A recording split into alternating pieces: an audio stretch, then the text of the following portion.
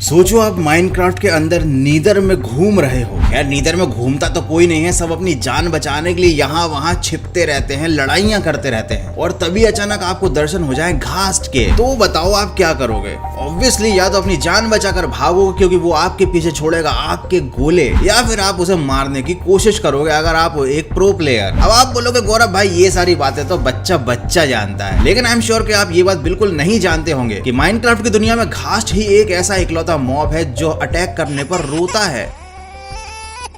क्या आपने उसके कभी मासूम चेहरे पर ध्यान दिया है जिस पर दिखते हैं ये आंसू बहाने वाला माइनक्राफ्ट का ये एक अकेला इकलौता मॉब है? तो ऑब्वियसली घास्ट के पीछे छिपी हुई है इसके ओरिजिन की एक दर्द भरी कहानी, जिसे जानने के बाद हमें पता चलेगा कि आखिर क्यों ये हमेशा रोता रहता है और दुखी रहता है। कुछ लोग बोलते हैं इसे घास तो कुछ लोग बोलते हैं इसे घास, लेकिन इसकी कहानी है बड़ी खास।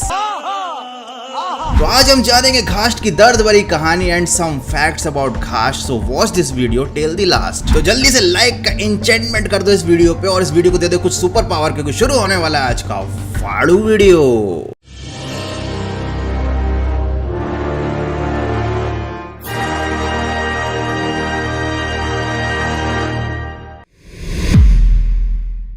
भैया नीदर में कोई उसके साथ हैंग आउट ही नहीं करता, क्योंकि भाई मुंह से आग उगलने वाले के साथ कौन ही बात करना पसंद करेगा। और साथ ही साथ गर्मी के दिनों में बेचारा वो आइसक्रीम भी नहीं खा पाता, क्योंकि जैसे वो उसको मुंह में डालता है उसकी मुंह में जो आग है उसकी वजह से आइसक्रीम मुंह में जाने से पहले ही पिघल जाती है। खैर ये तो थी मजाक की बात। कुछ थ्योरीज के अनुसार जो घास्ट है वो ओवर वर्ल्ड में रहने वाला था, मतलब नीदर उसका घर नहीं है, लेकिन भैया उसकी टेंडेंसी ही कुछ ऐसी थी कि उसने ओवर वर्ल्ड में तबाही मचा दी थी। उसके पास जो फायर पावर्स थी उसकी वजह से ओवर वर्ल्ड के लोग परेशान हो गए थे, इसलिए फिर भैया नॉच ने उसको उठाकर अंडरवर्ल्ड में मतलब नीदर में भेज दिया। और नीदर में उसकी किसी से पटती नहीं है, बस वो उड़ता रहता है, रोता रहता है, और हम जैसे लोग प्लेयर बन के जाते हैं उस पर अटैक करते हैं तो फिर वो मर जाता है। मतलब ये थी सिंपल घास्ट की वो स्टोरी जिसमें पता चलता है कि भैया घास्ट दुखी क्यों रहता है। साला ये दुख का खत्म नहीं होता बे। लेकिन एक्चुअल स्टोरी इससे ज्यादा कॉम्प्लिकेटेड है। अगर आप घास्ट को ओवर वर्ल्ड में लेकर आते हो और उसके बाद उसे मार देते हो तो आपको एक अचीवमेंट मिलता है जिसका नाम है अनईजी अलायंस।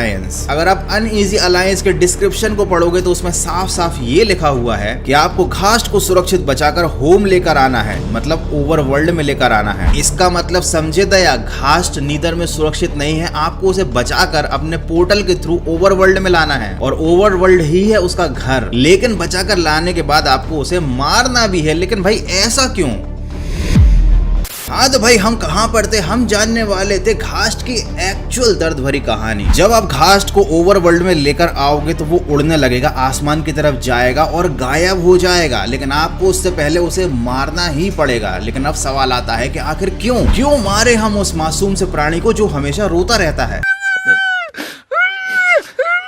नहीं तो इसके पीछे है एक ऐसी कहानी जो एंशिएंट बिल्डर से रिलेटेड है। जब एंशिएंट बिल्डर नीदर में गए तो उन्होंने सोल सैंड के अंदर फंसी हुई सोल्स को देखा जो तड़प रही थी बाहर आने के लिए, और उन्हें बाहर निकालने का कोई तरीका नहीं था, इसलिए उन्होंने एक ऐसी मशीन बनाई जिनके अंदर उन्होंने बहुत सारी आत्माओं को सोल सैंड से निकाल कर डाल दिया। लेकिन वो एक ऐसा जीव बन गया जिसमें बहुत सारी आत्माएं थी, लेकिन वो फिर भी खुश नहीं थी। उन्हें सोल सैंड से बाहर निकाल लिया गया, फिर भी वो दुखी थी, वो रो रही थी। फिर एंशिएंट बिल्डर्स ने सोचा इनको ओवरवर्ल्ड में ले जाया जाए, शायद अपनी दुनिया को देखकर ये आत्माएं फिर से खुश हो जाएं। लेकिन ऐसा कुछ नहीं हुआ। ओवरवर्ल्ड में लाने के बाद भी ये घास्ट रोता रहा, उसके अंदर से आत्माओं के चीखने की और रोने की आवाजें आती रहीं, और फिर फाइनली एंशिएंट बिल्डर्स को उसे मारना पड़ा ताकि उन आत्माओं को मुक्ति मिल जाए। देखो ये कहानी किसी बॉलीवुड फिल्म जैसी लग रही है, लेकिन ये किसी फिल्म की कहानी नहीं है। एक्चुअली में एंशिएंट इंचेंटमेंट करने वाले जो लोग थे वो लोग जब इंचेंटमेंट करते थे, पावर्स लेते थे, तो उनकी जिंदगी तो आसान हो गई थी, लेकिन उनको ये नहीं पता था कि वो अपनी सोल की पावर का यूज कर रहे हैं, और उनकी सोल कैद होती जा रही है सोल सैंड के अंदर, जो नीदर के अंदर तड़प रही है। और यही सारा नजारा देखा था एंशिएंट बिल्डर्स ने, जिसकी वजह से उन्होंने घास्ट को मार दिया, वो भी